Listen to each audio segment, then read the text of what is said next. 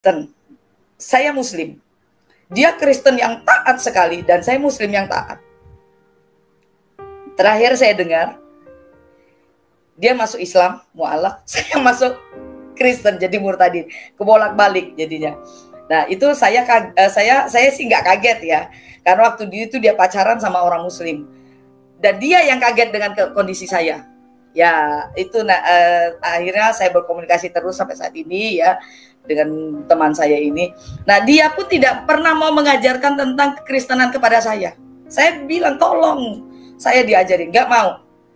Terus saya tanya teman-teman saya, nggak mau, semua nggak mau. Ya kan, takut dikirain saya penyusup atau apa gitu ya. Nah akhirnya saya belajar sendiri. Di dalam belajar sendiri, makanya ya kalau kita belajar tentang kekristenan, gak ada yang bimbing, kita ngawur, seradak seruduk. Saya sempat jadi ateis selama 2,5 tahun. Ya, saya membenci Tuhan, saya bilang, oh Tuhan tuh gak ada. Saya gak percaya agama, saya gak percaya Tuhan. Shalom saudara yang terkasih dalam nama Tuhan Yesus. Baiklah, mari kita dengarkan kesaksian dari saudara kita yang dulu dia seorang Muslim dan kini dia menjadi seorang penginjil, dan awal dia ingin masuk sekolah Alkitab.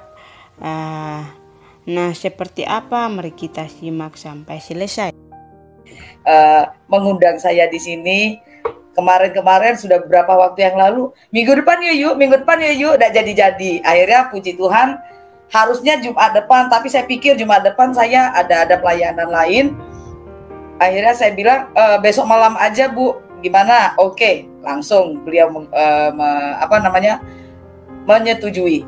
Nah, banyak memang yang tidak tahu bagaimana perjalanan saya menjadi seorang Kristen. Ya, saya cerita dari awal. Keluarga saya itu, kami keluarga yang muslimnya sangat luar biasa. Dibilang fanatik juga nggak fanatik banget. Maksudnya, karena kami ini kan keluarga NU ya. Kakek saya, kemudian bapak saya, kemudian kakek saya tuh kalau zaman dulu namanya Tuan Guru di salah satu pesantren ternama juga di kampung saya. Kemudian dari kecil itu saya umur 5 tahun, karena saya itu dari umur berapa ya, sekitar 3-4 tahun gitu ya, sudah dicekokin dengan hal-hal yang berbau Al-Quran ya. Jadi dari kecil tuh saya lebih dulu bisa baca tulis Arab daripada baca tulis Latin, bahasa Indonesia gitu-gitu. Latin belum bisa saya. Jadi duluan saya bisa baca tulis Arab. Ya, dan kebetulan saya punya kakek itu bahasa Indonesianya kurang baik karena beliau lahir dan besar di tanah Arab ya, di Makkah Al-Mukarramah. Kemudian begitu usia 24 apa 25 kalau saya nggak salah, itu baru dia pindah ke Indonesia. Nah, jadi keluarga saya memang keluarga yang sangat-sangat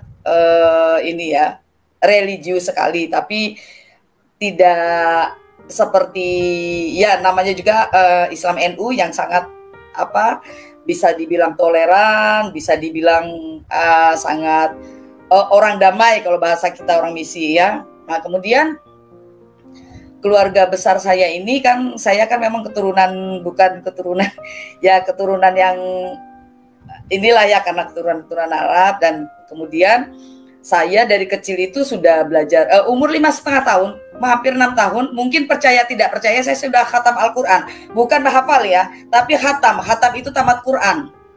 Umur 5 sampai mau masuk 6 tahun. Kemudian saya juga kelas 4 SD itu sempat ikut musabakoh, kemudian juara kebetulan ya.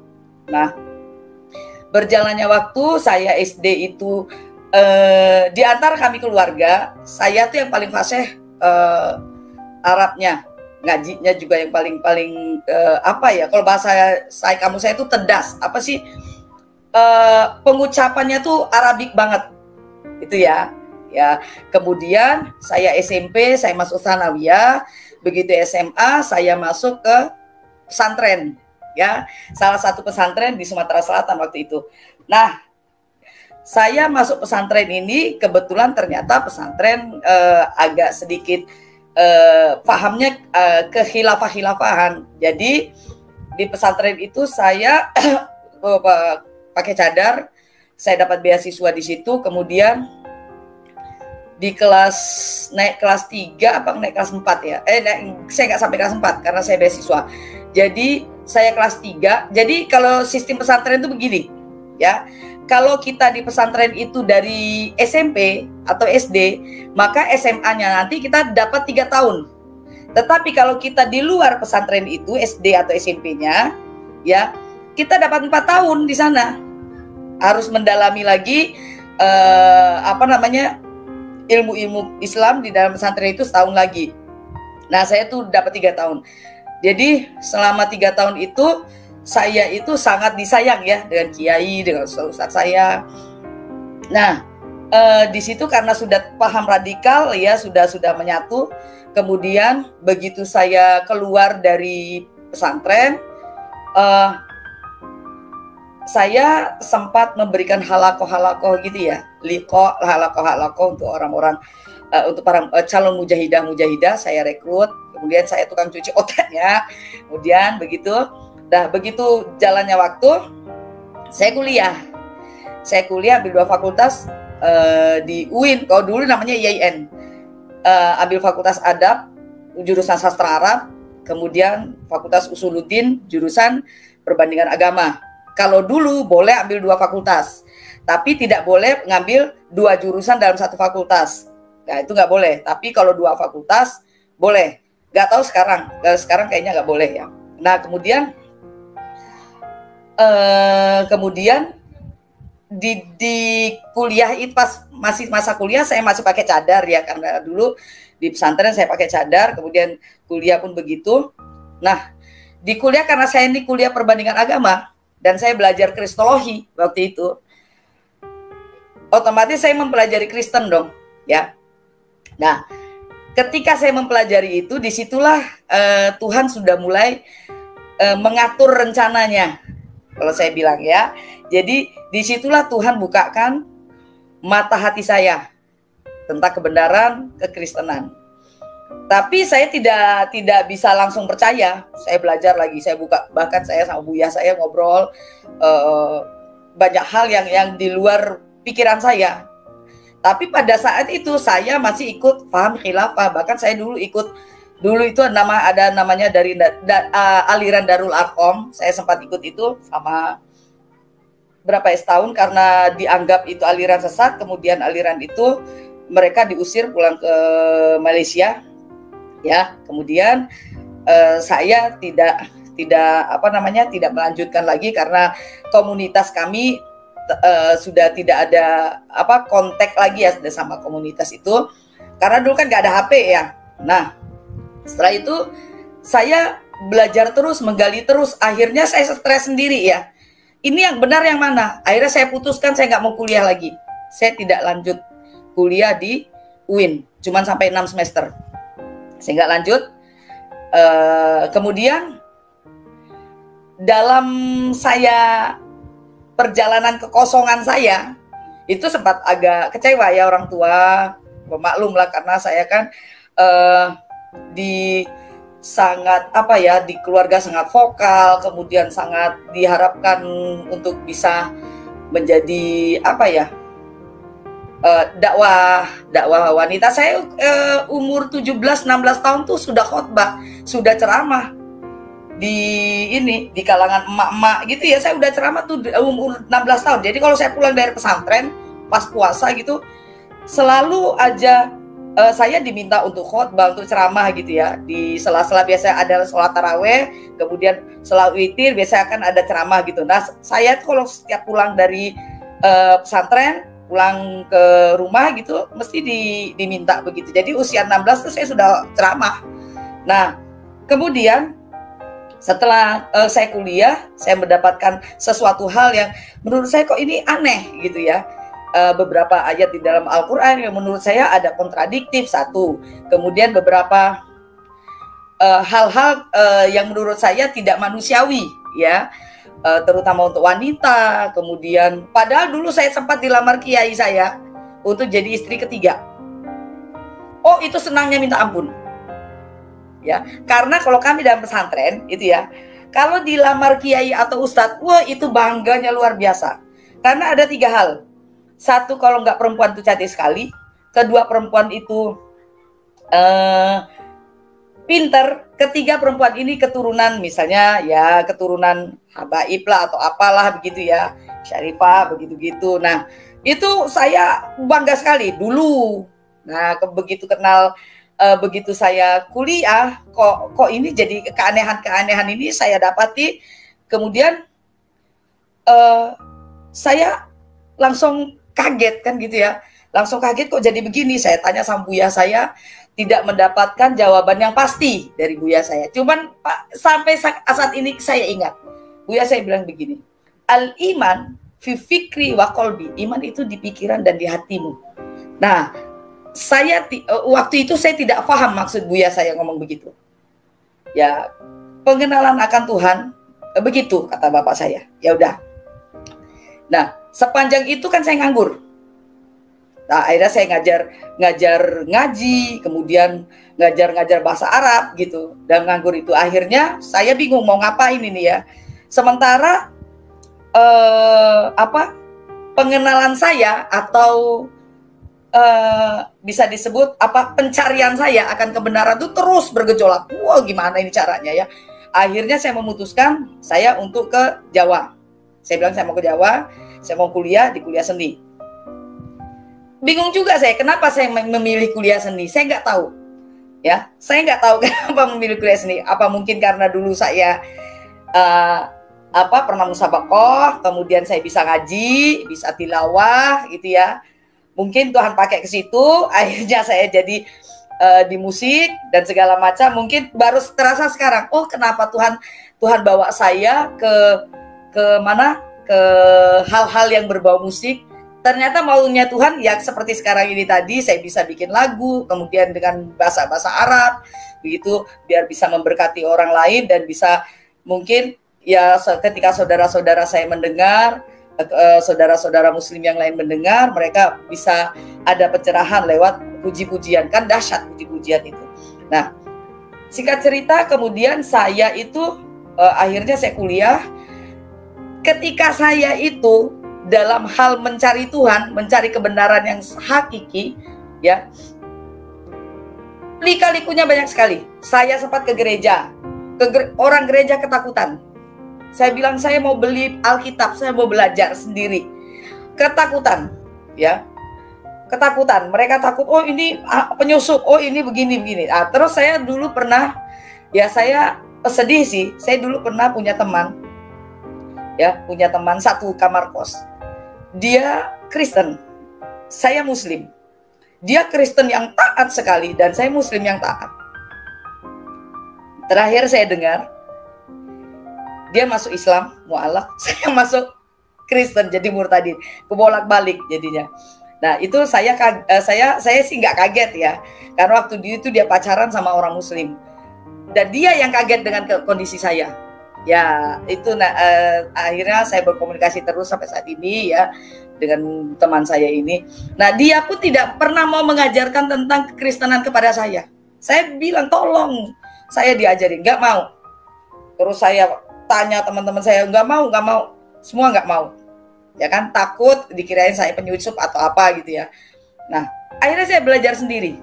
Di dalam belajar sendiri, makanya ya kalau kita belajar tentang kekristenan, gak ada yang bimbing, kita ngawur, seradak seruduk. Saya sempat jadi ateis selama 2,5 tahun. Ya, saya membenci Tuhan, saya bilang, oh Tuhan tuh gak ada. Saya gak percaya agama, saya gak percaya Tuhan. Itu sempat. Kemudian berjalannya waktu ya, ada beberapa peristiwa yang saya alami ya. Pertama peristiwa ketika saya ini sebenarnya orangnya tomboy sekali waktu dulu itu. Jadi saya dulu sampai sekarang saya trauma naik motor. Saya dulu bawa motor RX King ya, motor maling kalau saya bilang. karena itu kan motornya cepat, bus, nggak bisa ngerem mendadak. Nah, saya kecelakaan ketika hamil 6 bulan. Ya, akhirnya anak saya terpaksa lahir saat itu karena ketuban saya udah pecah. Saya pikir saya udah nggak ada nyawanya dan anak saya prematur. Itu bobotnya cuma 9 on. Dan dokter bilang usianya paling lama 3 bulan. Ya, saya udah pasrah loh ya. Sudah. Tapi puji Tuhan sampai sekarang ada. Cuman ya dia ada sedikit spesial, dia autis. Tapi saya bersyukur, saya bangga punya anak ini. Dan itu anugerah paling luar biasa dalam hidup saya, ya. Kemudian ketika itu tuh mujizat luar biasa terjadi. Saya didoakan sama seorang pendeta yang saya nggak kenal waktu itu. Saya cari-cari, ini siapa? Saya doa baca Yasin, ayat kursi, kemudian doa undang ustadz segala macam ya, untuk mendoakan anak saya itu. Waktu itu sempat kuning soalnya, 1 minggu kuning. Saya pikir oh udah nggak ini. Nah, didoakan sama pendeta ini, puji Tuhan, beberapa jam kemudian anak saya udah normal. Kemudian 3 hari kemudian berat badannya nambah. Tuh saya pikir ya biasa. Saya kayak orangnya penuh logika, nggak yang hal-hal yang spiritual tuh kurang percaya. Ya, selesai. Banyak kejadian-kejadian yang sebenarnya Tuhan tuh udah kasih kode, kayak kasih kasih warning ya, kasih kode. Itu tuh pekerjaan aku gitu loh. Banyak. Kemudian apa yang membuat saya itu belajar tentang kekristenan dari 95, dan saya bilang yes Tuhan, saya ikut Engkau itu 2009, 14 tahun. Nah, itu kenapa? Sepele banget. Saya mendengar murid saya tuh nyanyi lagu Ya Aba Bapa, ini aku anakmu. Itu saya bisa merinding, nangis sampai ke rumah itu gak karu-karuan. Cuman gara-gara begitu doang. Akhirnya saya bilang, Tuhan ya aku ikut. Nah, setelah saya baptis, jangan dikira enak jadi orang Kristen. Oh tolong. Saya bilang aduh, saya gak kuat Tuhan. Ya, bukan karena cobaan ya, tapi hati saya belum kuat di Kristen. Jujur, saya masih berpikir begini, wah ini aku masuk Kristen, aku udah baptis, berdosa nggak ya? Artinya belum teguh iman saya. Padahal saya katekisasi 6 bulan. Pendetanya bilang 3 bulan udah cukup Bu Fadila, nggak apa-apa.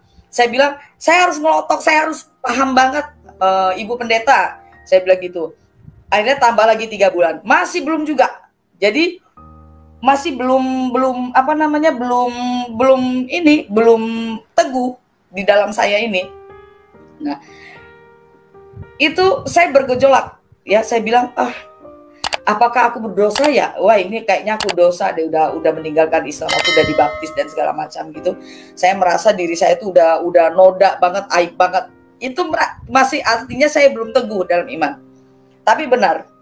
Nah, ketika itu mulai cobaan yang luar biasa, saya dikejar-kejar ya. Waktu itu sempat dikejar-kejar. Satu pun gereja tidak ada yang mau nampung saya. Satu pun gak ada yang berani. Saya minta perlindungan ya sama gereja, satu pun gak. Anak saya nomor 1 itu usia 6 tahun. Ya, kondisi dia autis, saya tenteng dia. Akhirnya kami tidur di emperan toko, ya, hujan deras banget. Dan itu mau Natal. Saya sakit dan kecewa sama Tuhan waktu itu. Apalagi iman saya belum kuat.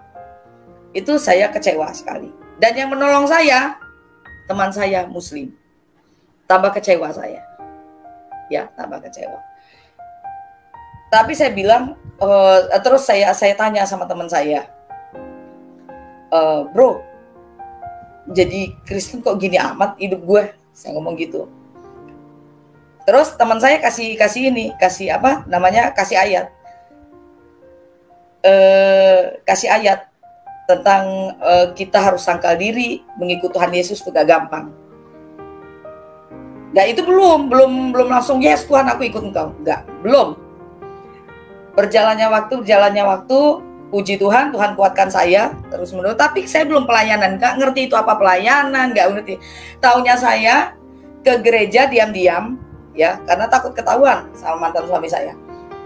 Taunya saya orang Kristen tuh ke gereja, habis itu pulang selesai. Ya, taunya gitu doang. Nah, terus berjalannya waktu karena saya musisi ya, paling di gereja dimintain tolong main musik, oke, ya udah nggak apa-apa, saya bantu. Sekedar gitu doang. Nah, jadi nggak ada satu hal yang tapi saya percaya Roh Kudus itu selalu sebagai roh penghibur buat kita semua ya. Jadi selalu dia tuh kasih penghiburan pada saya. Akhirnya saya bilang saya nggak bisa namanya menipu orang banyak bahwa saya ini masih muslim. Selama dari 2009 sampai 2013 disuruh sholat, ya sholat saya. Cuman apa? Yasu'u Akbar. Kan mereka nggak dengar saya ngomong apa. Yasu'u Akbar. Ya kan mereka nggak dengar. Terus baca Al-Fatihah. Saya saking ininya saya bacanya apa? Abana ladzi fis samawati liyataqaddas ismu litakum masyiatuk kama fis sama'i kadzalika al doa Bapak kami. Mereka kan nggak dengar. Doa Bapak kami pakai bahasa Arab. Dah. Waktu itu saya udah tahu. Saya sering karena saya punya banyak teman di Mesir waktu itu ya. Jadi kami lewat Skype kontak-kontak begitu. Jadi dia kasih ini nih kamu bacaan begini ya. Oke. Nah, akhirnya di 2013 saya nggak boleh menyangkal Tuhan. Saya katakan akhirnya luar biasa ya. Luar biasa kehidupan saya. Kemudian saya diusir, dipisahkan dengan anak saya yang pertama dan yang kedua. Yang saya sedih itu anak saya pertama kan autis ya. Dia butuh sekali ibunya. Itu saya dipisahkan, kemudian gak berapa lama saya ditalak ya. Ya itu saya terima dengan lapang dada. Nah itu saya hamil 3 bulan ternyata. Saya nggak tahu kalau saya lagi hamil. Bayangkan, diusir, kemudian diperlakukan sedemikian, saya lagi hamil 3 bulan. Nah habis itu ya, waktu diusir itu ya, setelah itu saya kemudian kan saya lari ke suatu tempat, ditemukan sama keluarga saya. Saya dipersekusi luar biasa sama keluarga saya, tapi buat saya itu bukan satu hal yang ini ya. Selama 10 hari 10 malam ya saya disekap ya. Itu kalau saya ingat itu sih luar biasa ya. Apa penyertaan Tuhan atas hidup saya. Di ruang kecil waktu itu ya. Kemudian dengan caranya Tuhan juga saya bisa keluar dari situ. Ya. Nah, singkat cerita kemudian berliku-likunya saya iman saya belum kuat banget waktu itu. Sempat saya muslim lagi kok. Sempat walaf saya.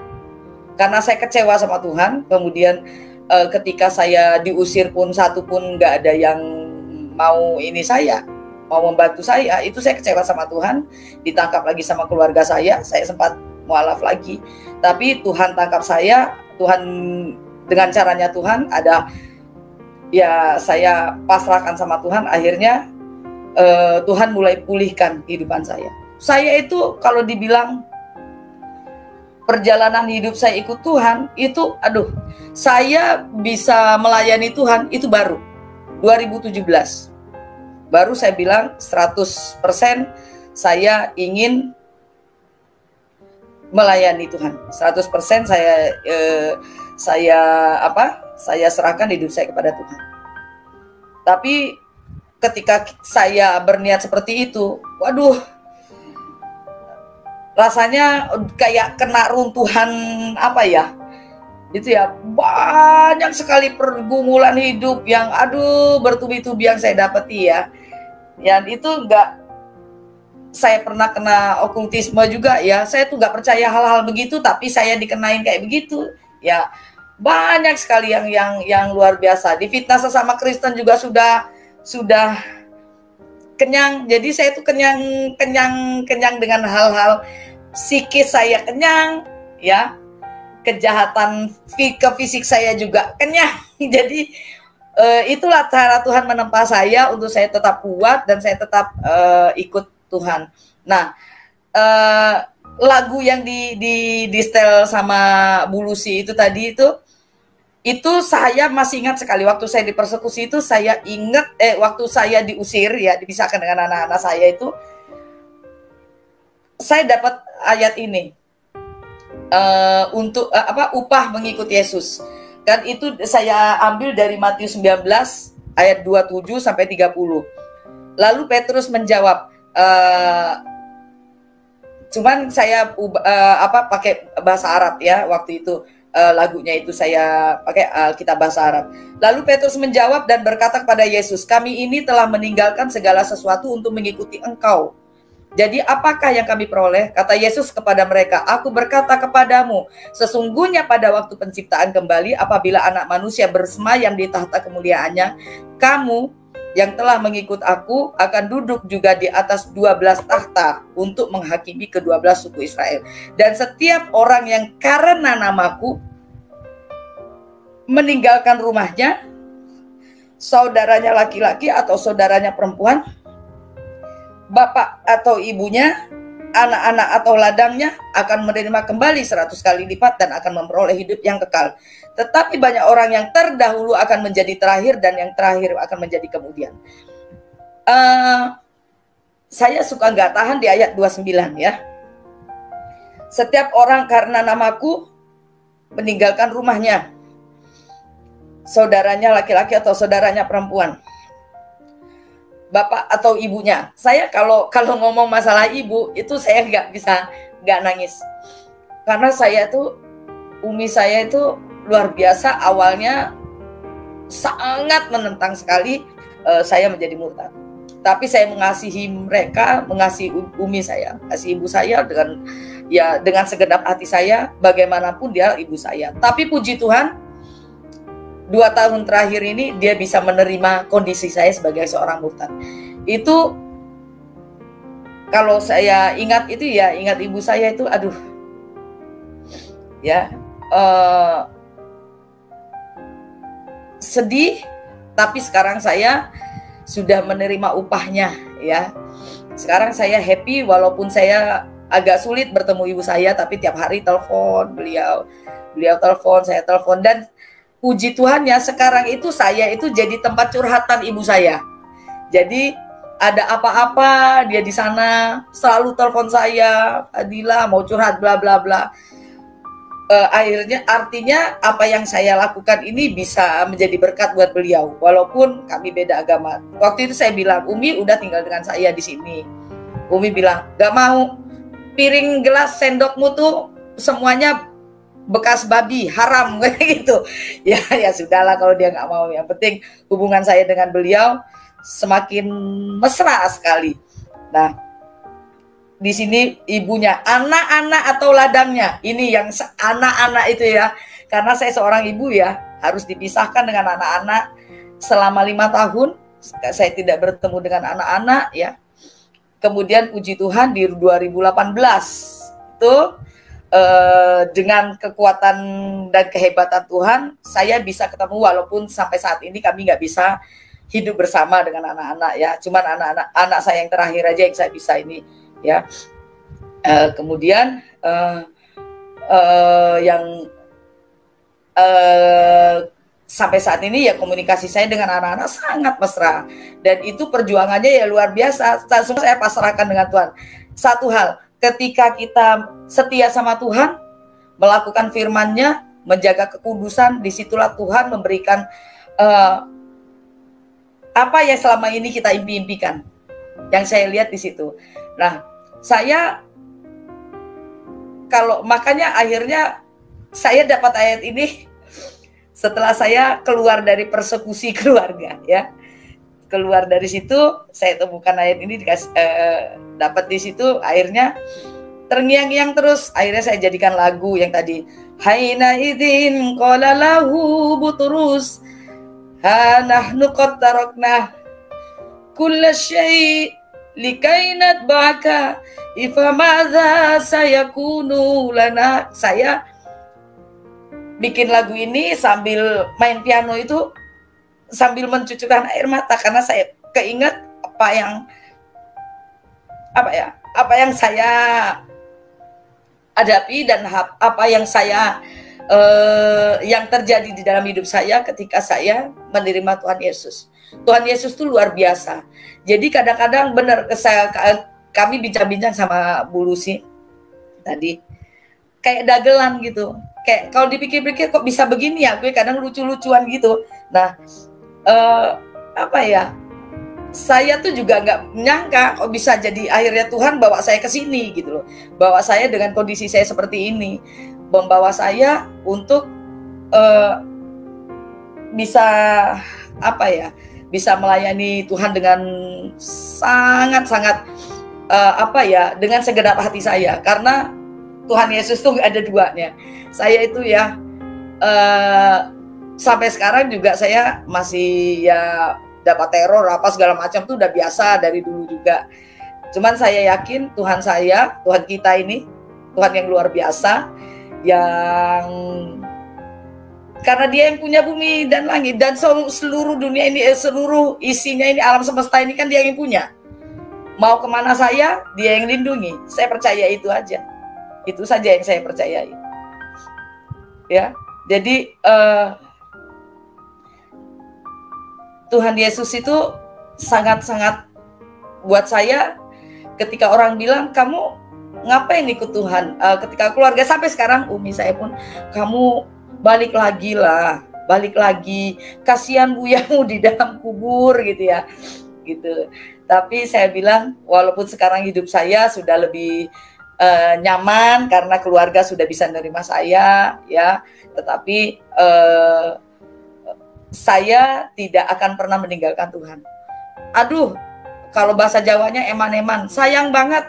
Saya sudah ditempa sedemikian rupa, habis itu saya lepaskan. Kayak kita pacaran kan ya. Kita pacaran itu, wah sakit-sakit hati pun kita tetap terus teguh dengan pacar kita. Tengah jalan terus kita mau putusin, kan eman-eman, sayang banget. Nah begitulah saya dengan Tuhan gitu ya. Jadi saya pikir apa sih dunia ini ya terlalu kecil ya buat kita merengek-rengek saja untuk minta apa ya, mengeluh bersungut-sungut. Buat Tuhan kecil, dunia ini kecil sekali. Makanya saya selalu bilang setiap doa saya bilang Tuhan, erhamna ya Allah, kasihanilah kami ya Tuhan, ya Allah, selalu itu. Karena saya tuh suka takut ya sebenarnya, takut setiap biasanya tuh ya, setiap sudah saya kan sering diminta jadi narasumber atau apa gitu ya, mengupas tentang ilmu fikih, karena saya memang agak sedikit paham lah ya, agak sedikit punya ilmu lah di ilmu fikih gitu ya, diundang ya, atau mungkin tiba-tiba ada kadrun masuk, kemudian terjadi diskusi yang alot begitu tuh, saya tuh suka takut satu emosi, walaupun tinggi saya nggak pakai kata-kata memaki-maki, tapi tetap aja emosi saya aduh meledak-ledak. Apalagi kami ini orang Palembang, ibu saya Palembang, bapak saya Arab Jambi. Nah repot lah ini sudah. Jadi ya ini banget gregetan gitu kan, akhirnya memancing emosi. Habis gitu kalau kita sudah bisa mengalahkan lawan kita merasa dia kalah, saya takutnya kita menjadi jumawa, sombong diri. Itu saya takut sekali.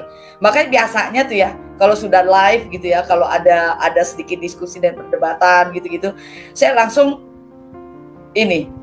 sujud sama Tuhan, minta tolong Tuhan, erhamna ya Allah, saya minta ampun Tuhan. Wafir lana Tuhan, wafir lana, dan ampunilah kami ya Tuhan. Selalu bilang gitu, karena saya takut.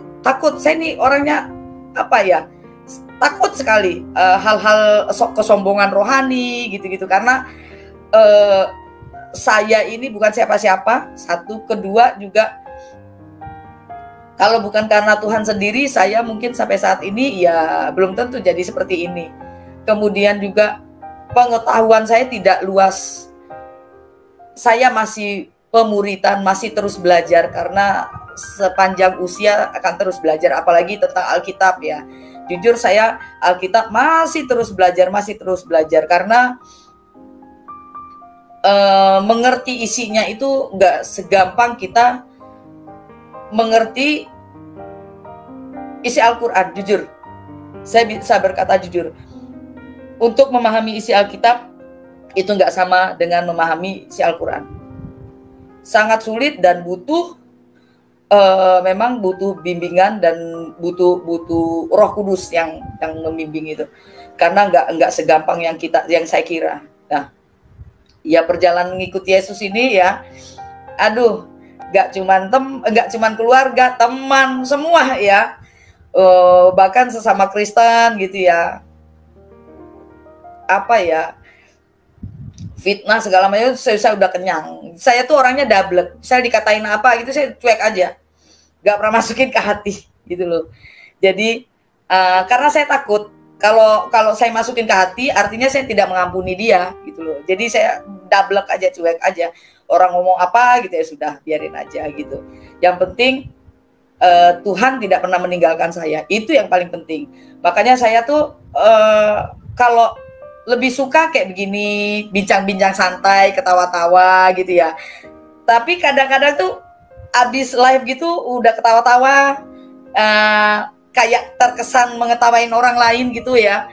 Habis itu saya langsung minta maaf sama Tuhan. Tuhan, aku minta maaf. Apalagi misalnya kalau live-nya tuh sampai tengah malam, sampai jam 12. Oh, pas banget ini.